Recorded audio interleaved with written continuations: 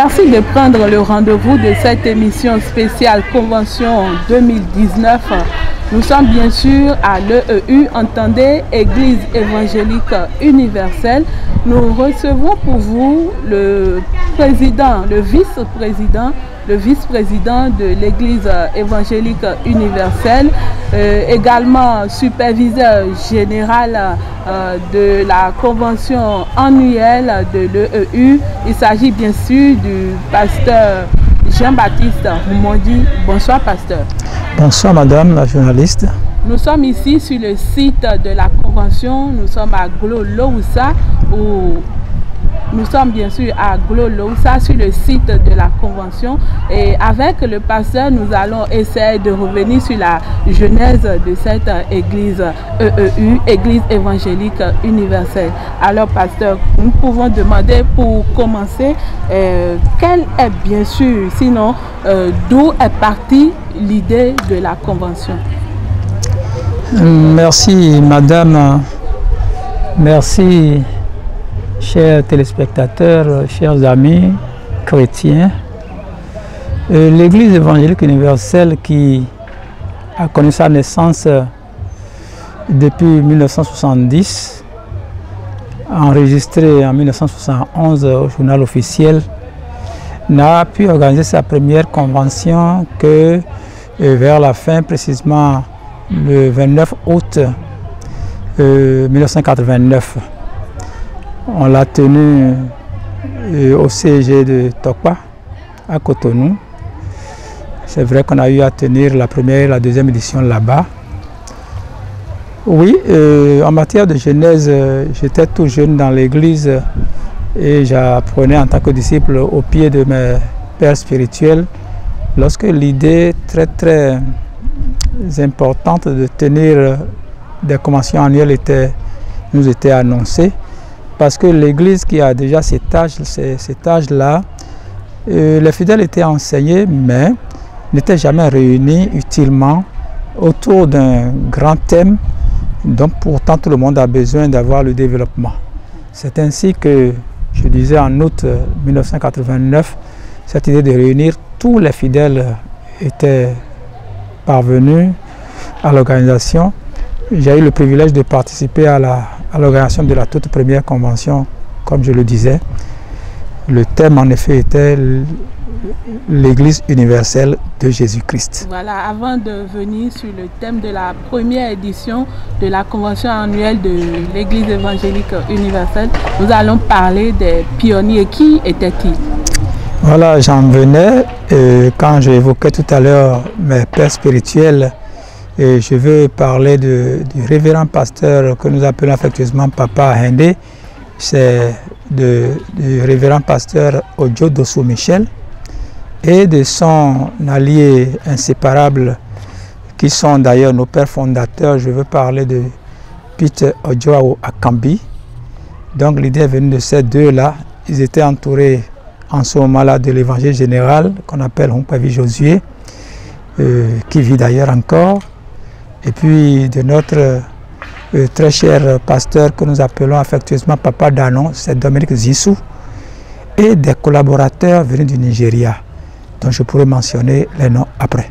Quel était l'engagement de ces pionniers dans le temps?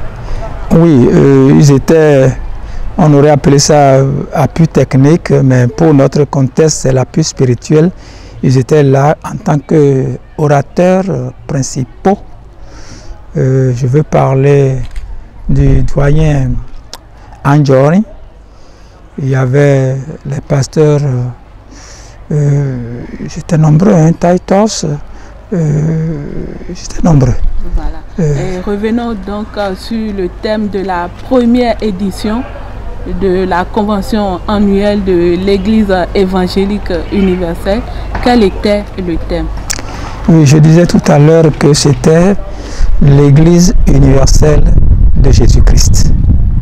Il était normal que tout fidèle de Jésus-Christ ait une connaissance approfondie au sujet de son identité. À savoir, on est en Christ, Église et non pas dénomination simplement, on devait comprendre de quoi il s'agit. Voilà donc c'est le bien fondé du choix de ce thème en ce moment. Voilà, de la première édition, donc du thème de la première édition de l'organisation de la convention à la 31e édition cette année 2019, qu'est-ce qu'on peut retenir? Voilà, j'avais dit dans mes premiers propos que c'était une occasion suffisamment importante pour édifier, enseigner les fidèles. Donc ça a dû évoluer comme vous le demandez. Et chaque année, on fait les choix, on fait le choix des thèmes. Et si je parlais de la première convention qui a eu lieu au CG de Dantokpa, je disais que les choses ont évolué et nous nous sommes trouvés un site qui est celui-ci, celui de Gloloussa, où dès les troisième et en tout cas les conventions qui ont suivi, on se déplaçait au milieu de la brousse.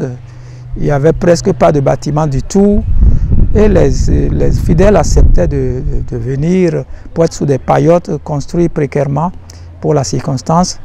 C'est ce que je peux dire, mais aujourd'hui nous sommes abrités sous un auditorium qui prend plus de 10 000 personnes. Il y a les dortoirs, il y a l'adduction d'eau, il y a l'électricité, le groupe électrogène. Et puis ce n'est plus forcément les orateurs venus du Nigeria.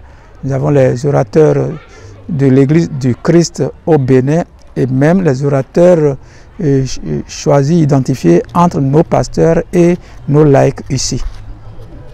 Voilà, et déjà je suis tentée de demander comment est-ce que les thèmes sont choisis pour les conventions chaque année. Oui, j'aurais pu dire que les thèmes sont choisis sous inspiration de Dieu, mais je dois ajouter que nous connaissons les besoins de l'Église. Autrement dit, qu'est-ce que un disciple de Christ devrait savoir? Les thèmes qu'on ne pouvait pas laisser le soin au pasteur local de développer, il ne pourrait même pas le faire suffisamment. Mais lorsque les gens sont ici, qu'est-ce que c'est qu'être chrétien par exemple? Qu'est-ce que c'est qu'être disciple? Comment est-ce que le disciple de Christ devait croître? Et face au combat spirituel par exemple, qu'est-ce qu'il devait savoir? Comment il devait préparer le royaume des cieux? Autant de sujets enseignés par la Bible et dont a besoin le fidèle en Christ pour être vraiment édifié. Voilà, après la première édition, 30 années se sont écoulées. Quel est le thème de cette année? Qu'est-ce qu'on peut retenir?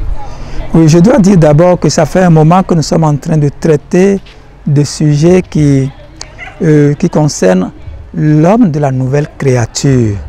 L'homme de la nouvelle créature parce que on est dans le monde, mais on n'est pas du monde. On est censé être rené, et c'est ce que dans notre jargon nous appelons l'homme de la nouvelle créature. Ce thème-là a évolué et cette année, nous voulons développer, Dieu voulant, l'homme de la nouvelle créature et l'équipement du Saint-Esprit. Voilà, juste un mot à nos internautes, à nos fidèles téléspectateurs. Un mot de la fin et surtout un mot aux participants et également ceux qui souvent ne prennent pas importance à participer aux conventions chaque année. Oui, je crois que toute entité vivante a besoin de croître pour être vraiment apte, préparée à l'avènement du Christ. Lorsqu'on parle du chrétien, je voudrais inviter tous les fidèles qui peut-être ne sont pas encore là à ce premier jour de la convention de vite évoluer parce que tout à l'heure nous allons faire la séance inaugurale. Et pour éventuellement ceux qui jusque-là n'ont pas pris importance à la chose, je veux citer l'écriture dans Hébreux 10, verset 25 qui dit « N'abandonnons pas l'assemblée des saints, c'est devenu une habitude pour d'autres. Donc il est bon de vraiment s'associer à ce programme-là pour vraiment continuer de se préparer pour n'être pas d'ici à là comptés parmi les vierges qui sont devenues des vierges folles, c'est-à-dire qui n'ont pas eu le temps de se préparer pour l'arrivée du Seigneur. Merci à vous, pasteur. C'est moi qui vous remercie. Merci.